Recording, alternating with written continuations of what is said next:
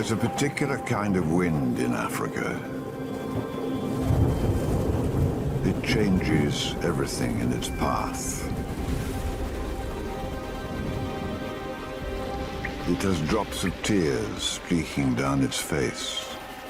It shapeshifts like an apparition in a storm, confusing, disappearing, causing bewilderment until it does materialize.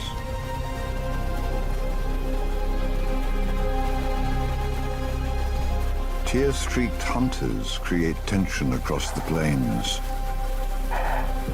Hunters that strike apocalyptic figures with a certain look, a poise, a certain way. It is the way of the cheetah.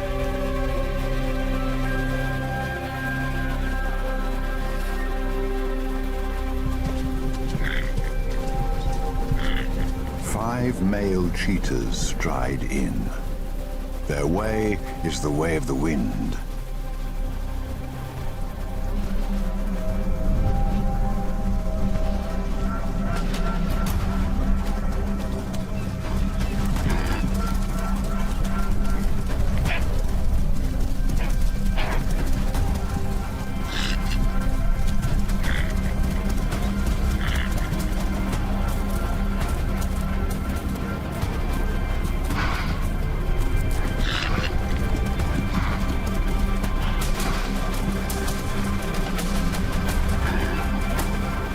Cheetahs are the shadow hunters. They'll always try to muffle any cries in soft but lethal mouths.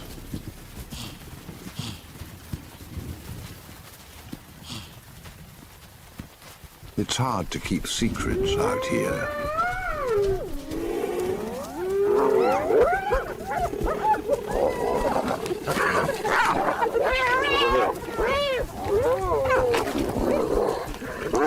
While it's not the way of the cheetah to fight a fight you cannot win, just handing over a kill is always hard. Hyenas are 3 times their weight and quick to turn the delicate eland into a blood spot in time. Wherever these 5 highly efficient males go, their presence ripples through the savannah to everyone up the food chain.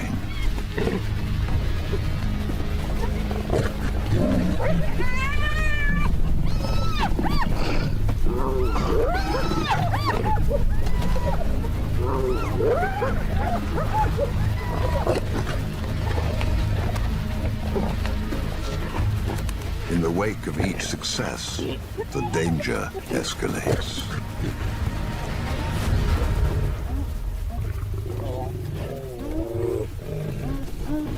It explains so much about cheetahs and how they're different to the mobbing hyenas in their own eternal battles with robust lionesses.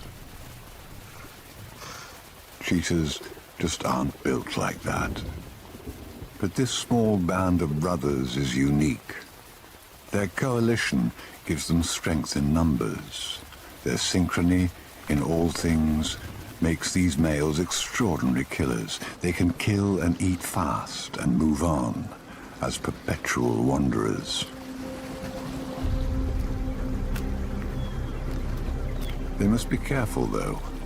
Even a short, hard rain can quickly cause the rivers to swell.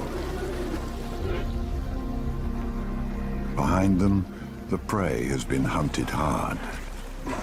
For cheetahs, there is always tension in the water. They aren't robust or strong swimmers.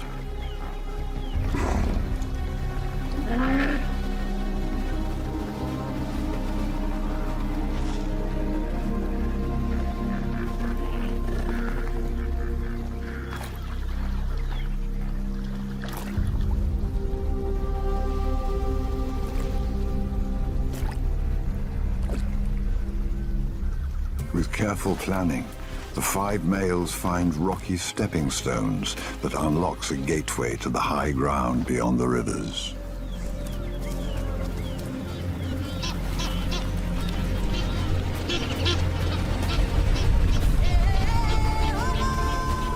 here, the possibilities are boundless, because this is the Masai Mara, as they look south towards the Serengeti Plains. And each of these new dry plateaus needs a reminder of which cheetahs claim ownership. Cheetah marking posts are quite obvious, and they've saved up enough capacity to make it count.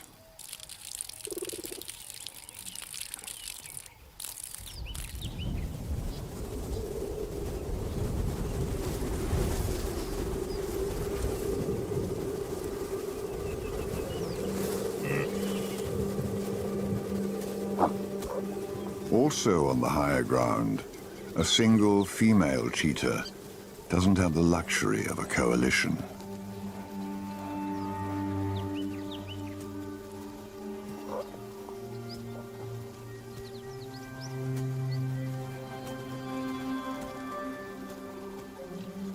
Her name is Imani, meaning faith in Swahili.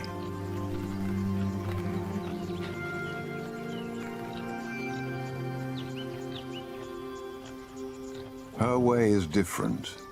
She will only ever be hunting alone. She's more stealthy.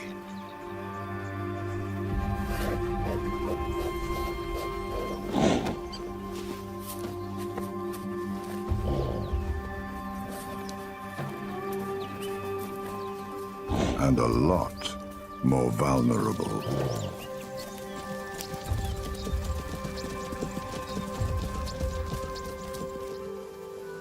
The complexities of being a cheetah vary from one individual to the next.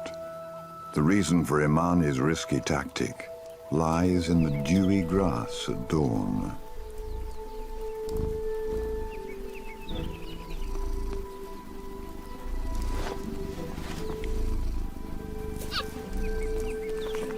Four new cubs are a good reason for her to be anxious.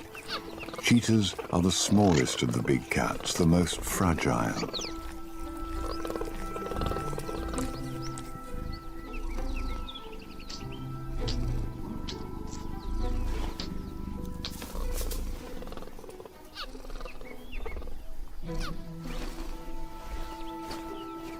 And her cubs trust her instincts implicitly, faithfully.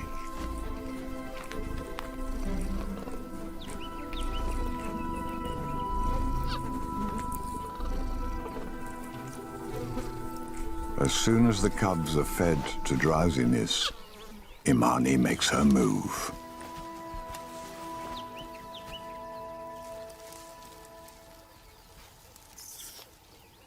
The confused cubs, tucked away in thick grass, can only hear what she's up to.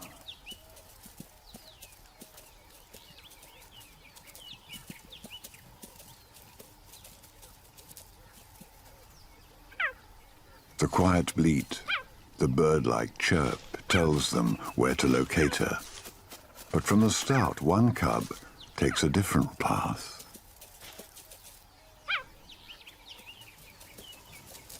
It's time to start introducing meat to their diet.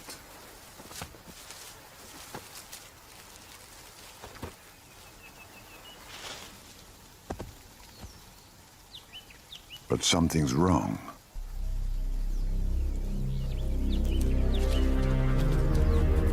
A stranger, an aggressive stranger, a large pregnant female expecting her own cubs very soon.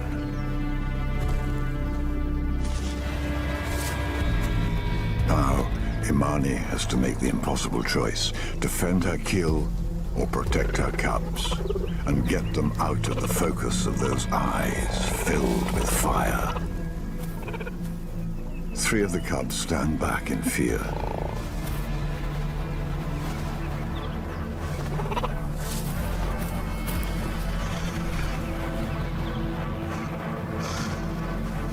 But then the male cub, not quite as ready to be cheated so easily, steps forward.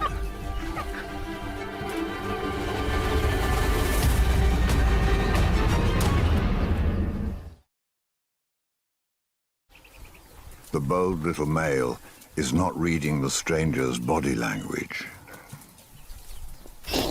Now it's clear.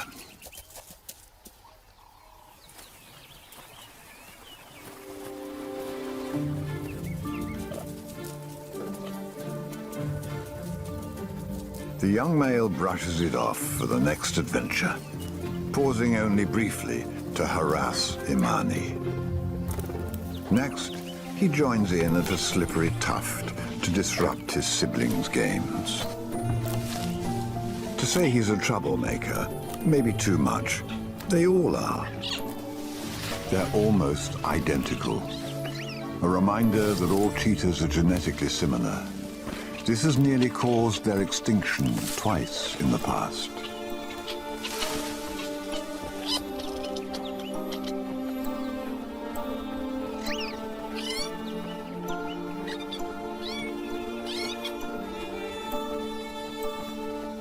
And her instinct is to keep on the move, away from the prying eyes and the gangs of males, especially the five brothers.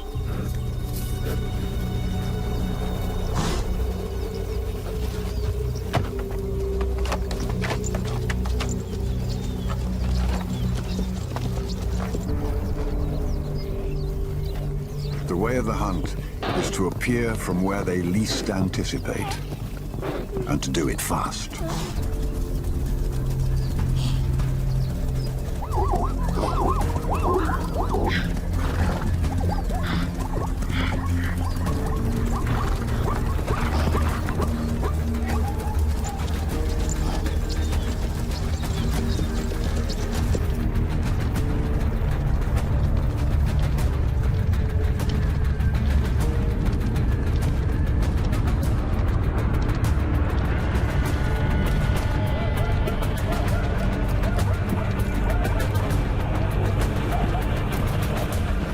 Expects the wind to come from 3 different directions at once,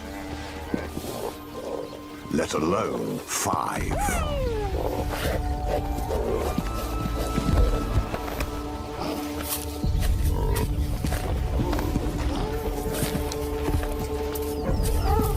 These brothers are not attacking like Cheetah at all, but more like lions. They're succeeding in cooperating to bring down an animal more than twice their size, and that is what lions do. Usually, cheetahs are gentle killers, if there are such things, and normally feed peacefully, sharing. But more and more, the 5 males are abandoning their cheetah ways. This infighting will not serve them well. Cheetah coalitions must stay well bonded to succeed.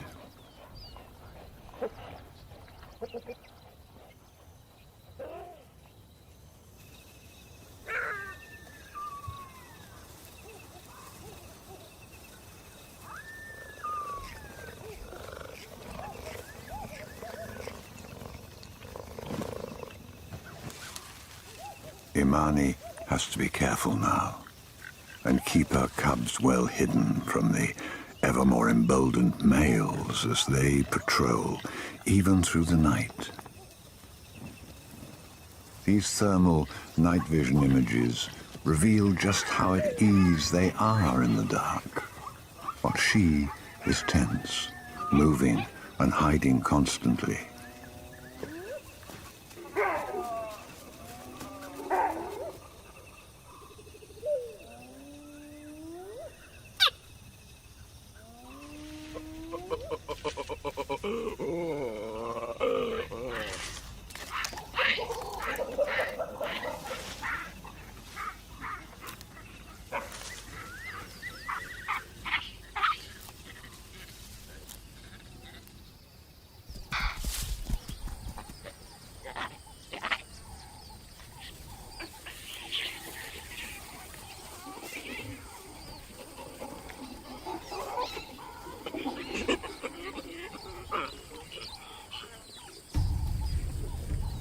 Daylight is her realm, her niche, and Imani has a short window in which to work it hard.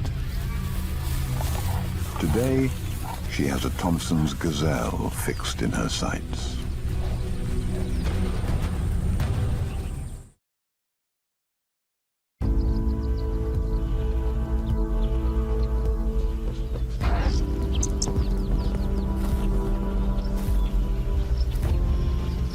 Imani, in full flight, is the very picture of elegance. An animal doing exactly what it is born to do, floating, defying gravity as she cuts through the air, half animal, half magical being.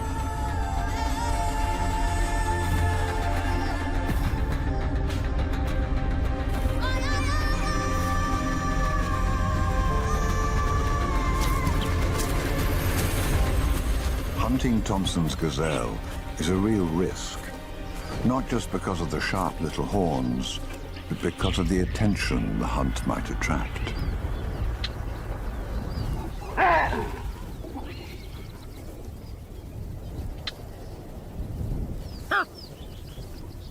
Especially from the large male olive baboons at the head of enormous troops.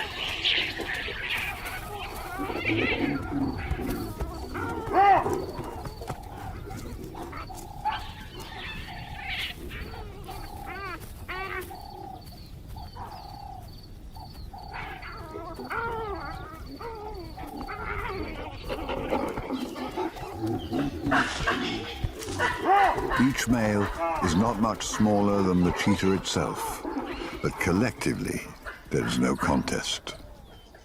But the reason for their boldness is because these baboons are after a kill.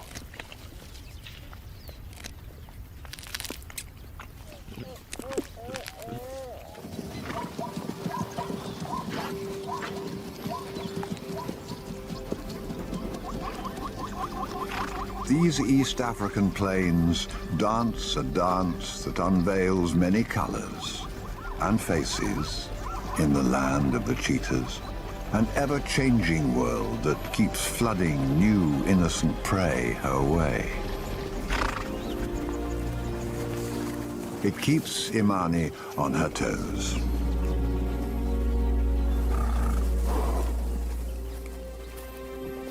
The scent of zebras arriving in the area is a dazzling intoxication. With her cubs tucked away, she takes the hunt to the arriving zebras.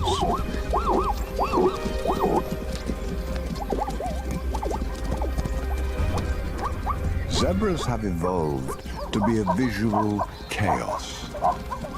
And in that chaos, Imani is suddenly not alone. The brothers are alongside her.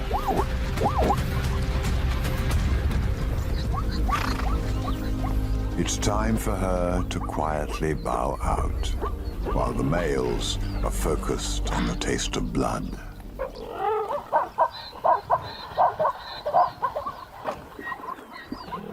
A kill is never secure for cheetahs. Even vultures can drive them off. But the males adopt the art of attacking first, the way of physical display. It buys them some time to gobble up as much as possible.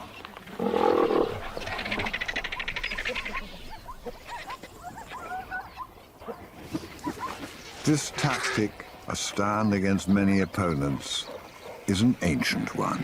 When the sun fades, the vultures will have to stay in the treetops for safety. But if the males stay too long, other, larger scavengers will emerge from the darkness.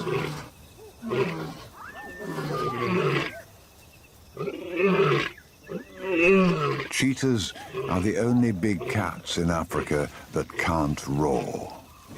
So for the 5 brothers to maintain their boundary markers, they need healthy bladders and some creativity to spray paint their ownership.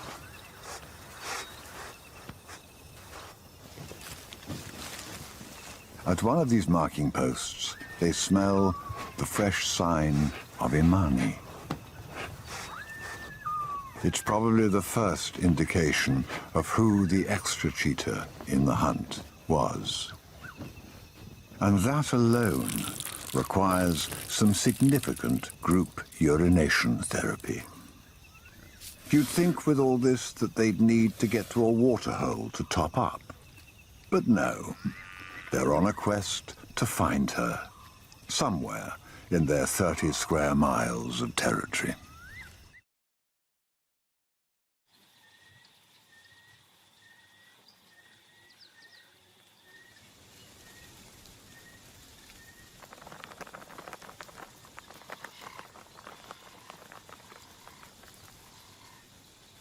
The dawn sharpens the scent of a female, at last.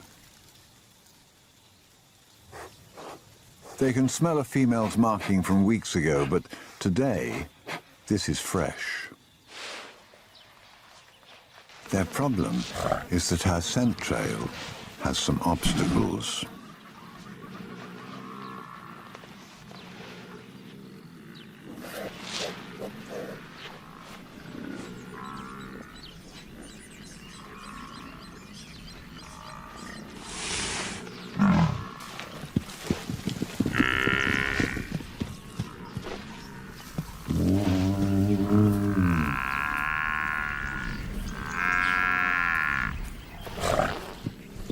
This tactic is a shadow dance, where you appear to attack with just enough leeway to escape, as you watch what your opponent is capable of.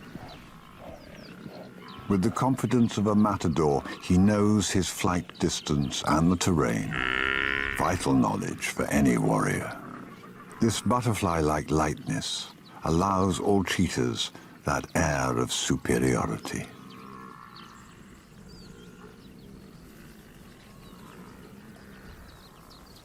Hidden across the valley, Imani leaves the resting cubs because somehow she seems to know what'll happen next. There's a perfect climbing tree up ahead, and she needs to check it out. The shape and height make it irresistible to the cubs. And of course, she's right. It's an absolute scramble. But that cheetah elegance seems to be limited to the plains, not up a tree. Now, the young male starts to distinguish himself in other ways.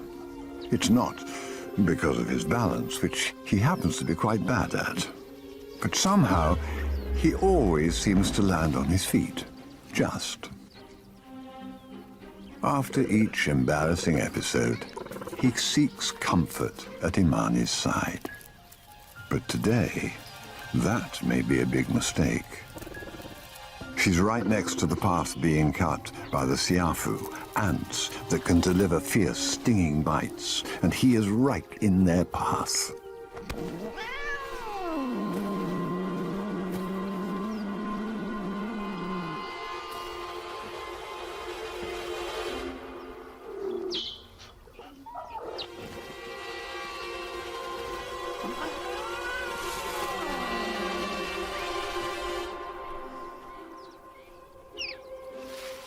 His paws are on fire. But there's a new danger on the horizon. The 5 males. When Imani bolts with her cub, it may be as a decoy to draw the males away from the much more vulnerable cubs in the trees. It sparks a cat-and-mouse game, and the chase is on. They have her cornered against a stream. Then, suddenly, the cub turns to face the attackers. The male's aggressive slap is met with unexpected defiance. And when Imani submits, it is only to give her cub an escape.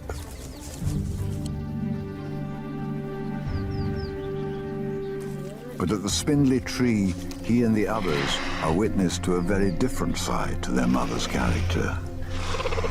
She's a ball of fury with fangs and razor-sharp claws.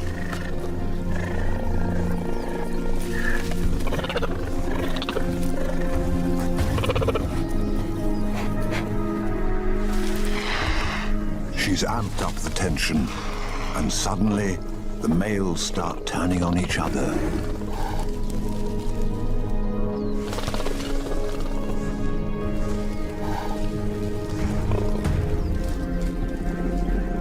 The coalition of 5 brothers collapses, each one now only for himself, and it all erupts into a brawl. Their courtship is in chaos, and that gives Imani the one desperate hope she needs.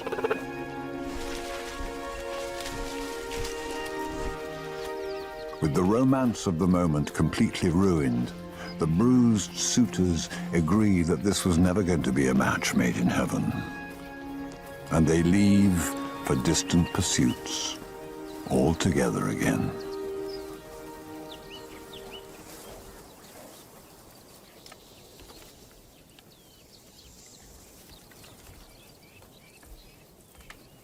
The young male is at it again.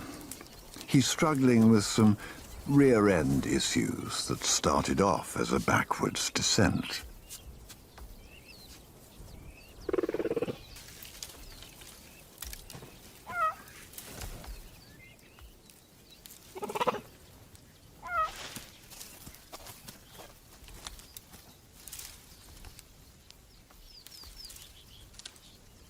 Her example is clear to all the others, and the small family is on the move again. But he still has his own particular, nuanced approach to getting out of trees. Imani must keep on the move, in the opposite direction to the males. Her only safe zone now will be in the hills.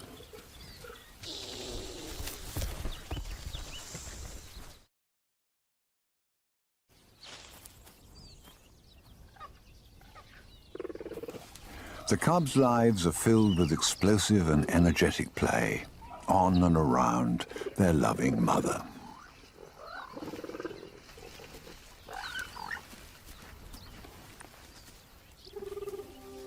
After a day like he's had, the adventurous little male is more in need of rest than play.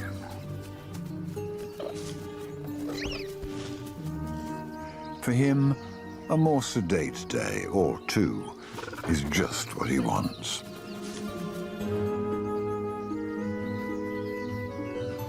But every time he drops off for just a moment, his ever-alert mother takes the chance to scan the horizon. Her way is to be still and yet alert, to be at rest without resting. Every mirrored look is all about Imani's way, transferring to them to eventually become their way. His nap disturbed, he's attuned to her movements now, not distracted by his siblings.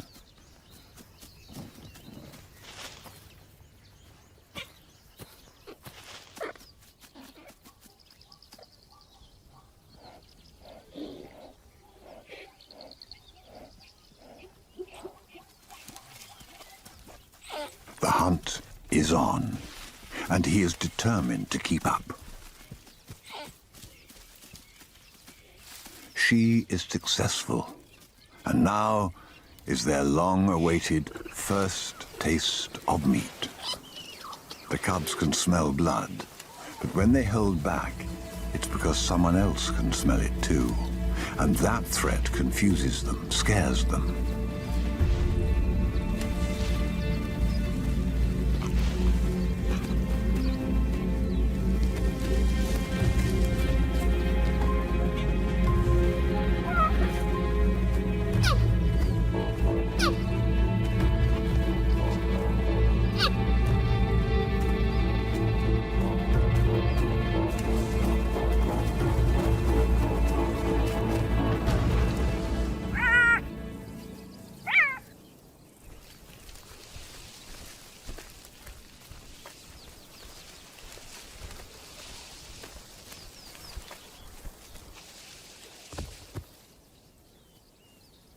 At first, The cubs are unsure what this is all about, what to do with it. And then instinct kicks in. As the first tint of red colors their lips, they transform into innocent killers.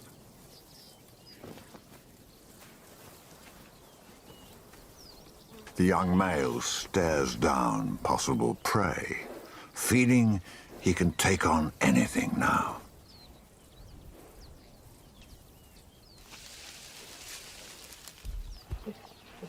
Learning how to eat meat is just part of today's study.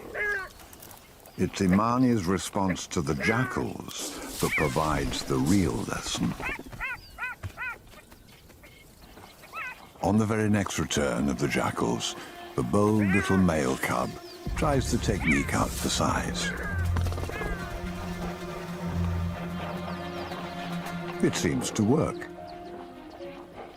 So effectively that he gives it another try, with even more enthusiasm. His ground slapping technique is barely noticed by his family, but at this moment, he's starting to show the same defiance that might be expected of an adult cheetah. When Imani leads them away, he's reluctant. His blood is up, but ultimately, it's not the jackals who are the worst enemy of cheetahs. When he begrudgingly gives up his spoils, it's because the real threat is steadily advancing on them, as it does each day. A dark force, the twilight.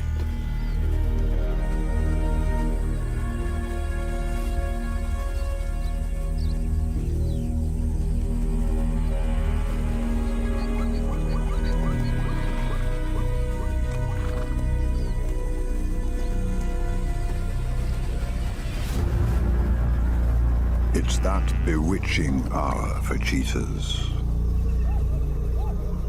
where lions and their prides emerge from the hills here and seek excitement, opportunity, and challenges.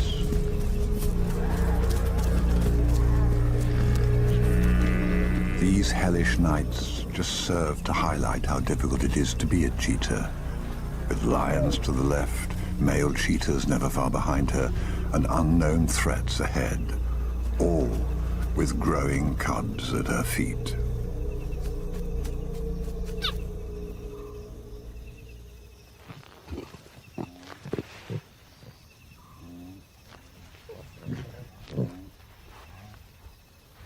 And yet, it is paradise.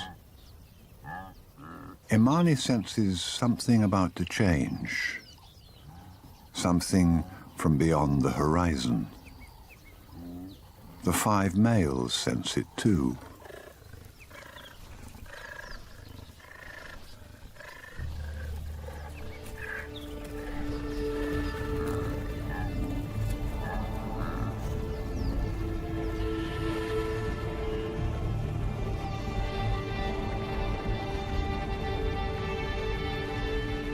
And when they finally materialize, they arrive in huge numbers. The problem for wildebeest on the move is that they are always heading forward into the unknown.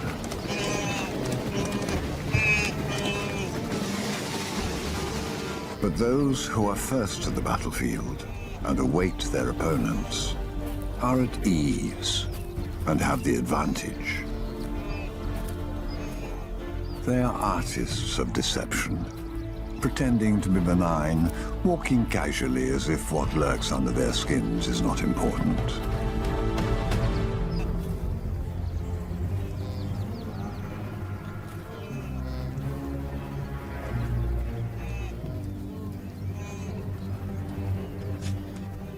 And that, more than anything, is the cheetah way.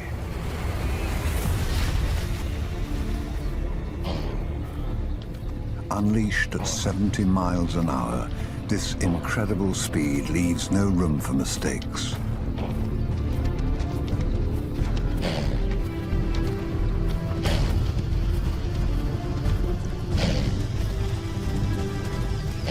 The quick turn, the size of the prey, makes it almost an impossibility.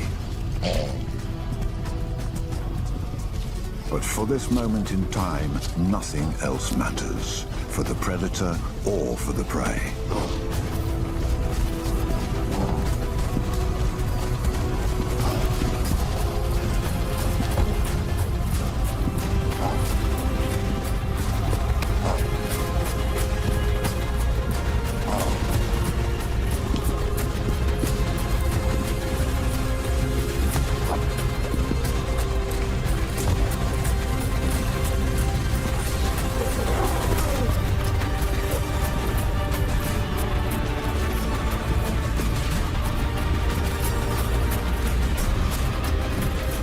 And now the brothers are working in unison, collaborating to win this immense battle.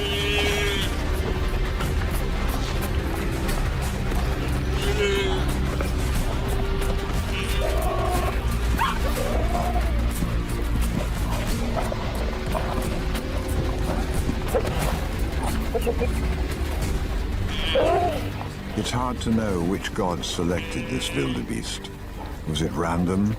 Or is it his almost imperceptible limp from last year's water crossing? It is a moment in time, and yet it is timeless.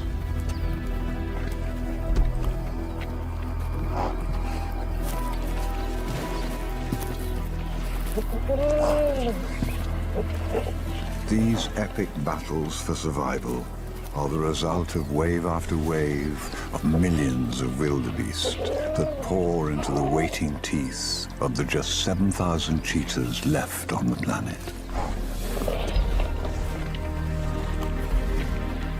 Victory is short-lived.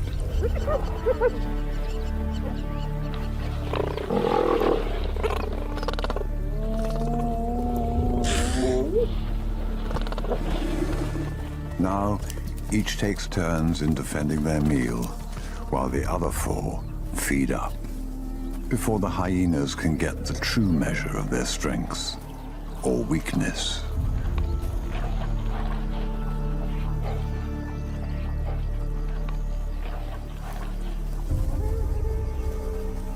The one constant in their lives, however, is the darkness at the end of each day. The cheetah's way is usually to yield to that good night and walk towards tomorrow. The question is whether they can keep on outrunning these obstacles day after day.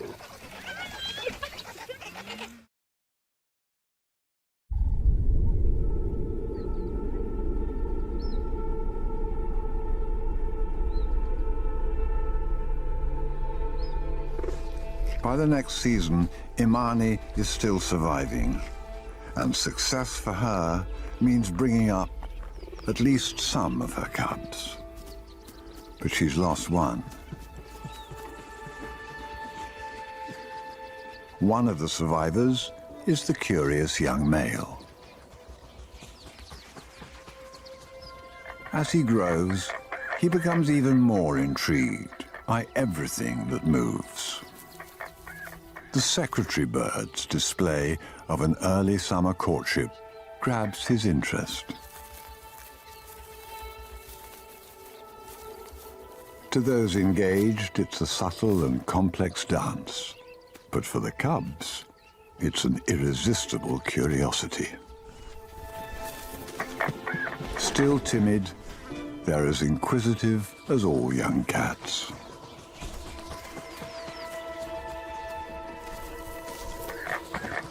As we'd expect, he's the first to give it a go. And they're pleased that he's the one willing to make mistakes. It seems the birds and the cheetahs have traded places. He's the first to summit and to see Imani about to spring a hunt.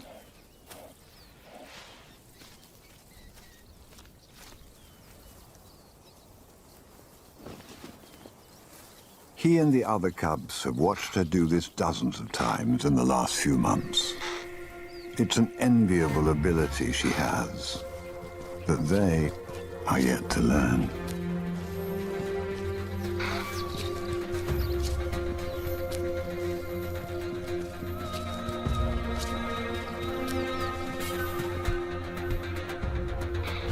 Imani is like liquid amber, perfection they can learn from. But watching can only take them so far. Today, they're eager to take the next steps.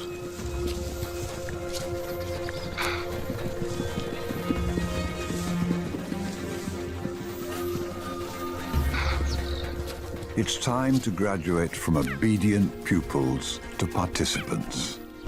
And her selection is designed for this perfectly. Live, but small prey. And right here, right now, the young male and his siblings learn their own way, the real way of the cheetahs they will become. Imani watches, but doesn't interfere. This is the single most important thing in the cubs' lives at this stage. If they can't kill to eat, they will simply starve. In time, as they grow, they will face 1,000 obstacles. Genetic bottlenecks aside, where they do thrive, so do lions. And it's those half-grown teenagers with playful energy that Imani must steer her cubs away from. But today, she does just the opposite. She leads them to the lions for a look, but stays just outside of their range. They're playing with fire. The odds of cheetah cubs surviving are less than 10%, and lions play a very large part in that.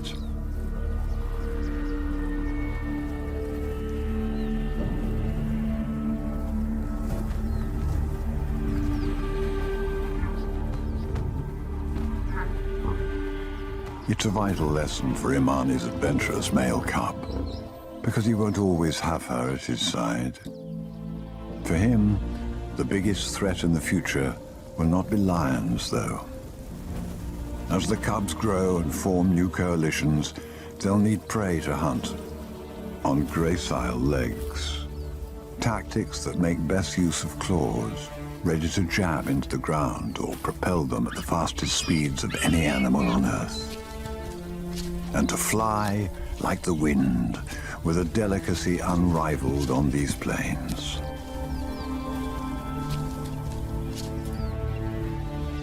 But most of all, they'll need space. Space to live on their own terms without fear, to coexist with us.